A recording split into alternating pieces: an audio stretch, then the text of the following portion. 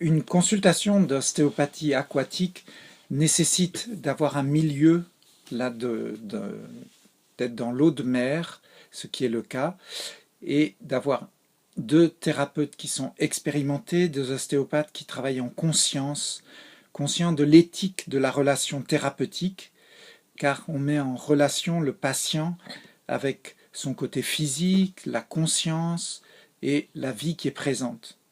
Donc les deux praticiens se positionnent de chaque côté du patient à la recherche de l'organisation longitudinale de ce patient, des différents axes dans l'eau, sans avoir le repère de la gravité en étant debout sur ses jambes. Un se met à la tête, l'autre au niveau du bassin, et le patient va petit à petit se laisser aller, et on a juste à amplifier avec nos mains ce mouvement. Ici, nous voyons un retournement du patient qui, plutôt que rester sur le dos, va chercher à partir des deux points d'appui, des fulcrums, il va rechercher autour de son axe un équilibre qu'il trouve plutôt en décubitus ventral, la tête en bas, les genoux légèrement fléchis. On garde un appui sur la base du crâne au niveau de l'occiput et un appui sur le sacrum. Petit à petit, un retournement apparaît et un nouvel équilibre où le patient petit à petit s'abandonne comme un enfant et se retrouve sur le dos à partir d'une position différente. Les deux thérapeutes doivent être parfaitement en symbiose tous les deux à la disposition du patient. Là, on voit que le fulcrum s'appuie au niveau du cœur et à partir de cet appui sur le thorax, le patient s'enroule autour de l'axe central à partir du cœur et laisse la tête aller profondément. Donc on maintient un appui sur la tête, un appui sur le sacrum, sur le bassin. Les deux thérapeutes ont toujours les pieds bien enracinés, présents à la disposition du patient et à l'écoute de ce qui se passe dans ce milieu aquatique. L'eau est présente à 80% dans le corps, elle est présente à l'extérieur, cette eau de mer permet de retrouver un équilibre, et là le patient arrive à un point neutre, un point d'équilibre où il a changé complètement ses repères. Il recherche ce point d'équilibre et il va revenir à la recherche de son souffle. C'est ensuite lui laisser un temps d'intégration somatosensorielle, toujours avec des mains autour de la ligne médiane du patient. Il intègre dans son corps les sensations nouvelles qui sont venues d'une partie vraiment très archaïque en lien avec la conscience. Une nouvelle étape apparaît avec un point dorsal qui permet au patient d'aller plus à nouveau à plat ventre et là, il se laisse aller vers le fond de la piscine. La densité est différente au fond de la piscine et les deux thérapeutes peuvent maintenir un appui sacré, un appui sur la tête, toujours en étant conscient. Cette compression rappelle des mémoires de compression qui sont très archaïques et qui permettent au patient de retrouver ce centre à l'intérieur de lui. J'insiste encore sur la notion d'éthique de la relation. Les deux patients doivent être disponibles par rapport au patient. Les deux praticiens sont disponibles par rapport au patient de façon à ce qu'ils trouvent cet équilibre dans la profondeur. Puis le patient remonte, il vient chercher de l'air et là, donc, on ne peut pas lire à l'intérieur de la tête du patient, mais nous sentons sous nos mains qu'il y a une forme de relâchement très en profondeur. Tout le tissu conjonctif, les fascias du patient répondent à des changements de densité, d'information. On pense qu'il y a un relâchement en profondeur dans des structures assez archaïques du cerveau. Et là, le patient va plus profondément dans cette notion d'enroulement qui rappelle un peu le côté embryonnaire. En même temps, on sent ce calme qui gagne autour dans l'eau, autour. Ressentez le calme dans ce patient qui est centré en profondeur autour du cœur, comme ce qui s'est passé dans la période embryonnaire. Il y a toujours un équilibre dans les trois plans de l'espace et le patient revient faire une pause d'intégration. On doit bien suivre le rythme du patient, l'accompagner avec les mains dans des notions de tension, de compression, de présence, d'attention. L'intention des praticiens est de ne pas revenir 2 fois par les mêmes étapes, mais accompagner le patient. C'est une notion thérapeutique très importante et l'autorégulation du patient peut se faire en lien avec ce milieu aquatique qui est présent dans chaque cellule et dans tout le milieu extracellulaire. Maintenant, l'équilibre est plus important entre la base du crâne et le thorax. Et le patient s'enroule dans la partie céphalo-thoracique et petit à petit revient sur le dos, retrouver un point d'équilibre. Les bras sont complètement détendus, les jambes aussi. Et le patient petit à petit laisse les bras remonter. Il repasse par une phase d'intégration à plat ventre, de bien intégrer ces notions de silence, de calme, comme dans une partition musicale, c'est le silence entre les notes qui permet la musique de s'exprimer. Et là, les 2 praticiens doivent être vraiment présents à l'écoute du silence qui émane du corps. Les bras ont remonté en chandelier, comme les petits bébés à la naissance. C'est un calme dynamique, une nouvelle naissance. Les sensations d'ondulation viennent de l'intérieur du corps autour de cet axe longitudinal. La santé se manifeste dans ces moments d'immobilité qu'il y a autour de l'axe et les mouvements en 8 en lemniscate autour reproduisent un état de calme et de paix.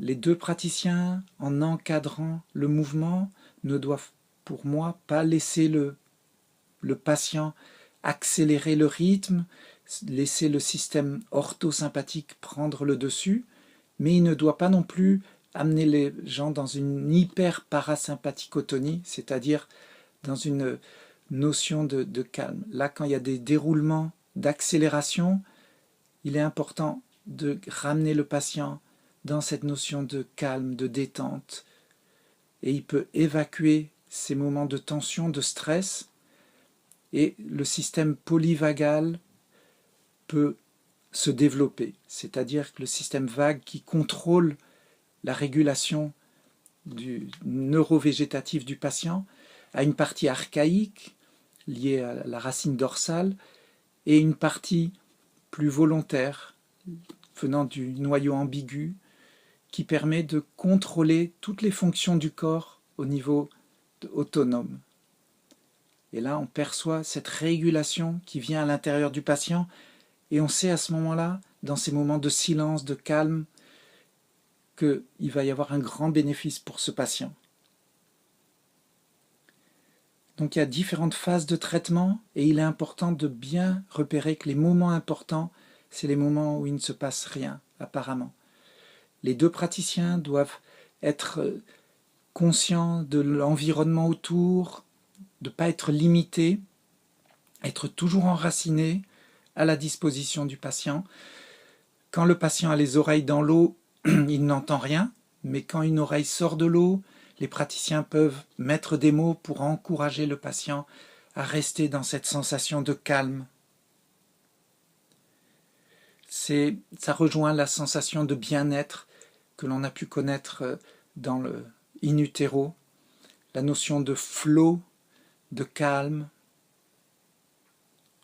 C'est intégrer une autre dimension. Et là, le patient retrouve cette notion d'enroulement et les 2 praticiens vont venir autour, mettre cette compression bienveillante qui vient du cœur et ne pas hésiter à faire ce lien entre les 3 systèmes cardiaques, d'empathie, de bien-être dans l'environnement aquatique.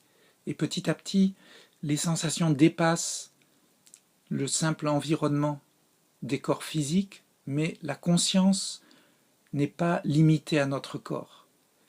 Et quand on travaille dans l'océan, dans l'eau de mer chaude, dans l'océan, on peut percevoir qu'il n'y a pas de limite. Il n'y a qu'un seul océan sur cette planète. On devrait l'appeler plutôt la planète bleue.